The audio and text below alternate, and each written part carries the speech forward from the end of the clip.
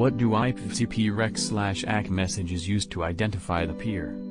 Option A. Circuit ID. Option B. Remote ID. Option C. Interface ID. Option D. SAPID.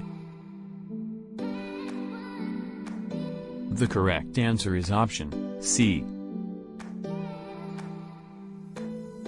What is an SLA profile policy in enhanced subscriber management?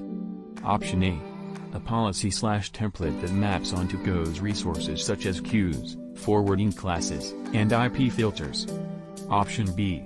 A policy/template that defines per subscriber hierarchical GO's processing. Option C. A policy/template that defines the subscriber identification policy on a SAP. Option D. A policy/template that defines the security parameters for a subscriber. The correct answer is option A. In a routed CO architecture, which of the following is false? Option A. Subscriber sessions are created on the BNG. Option B. IM4 is supported for IPO and PPO. Option C. IM6 is supported only for IPO.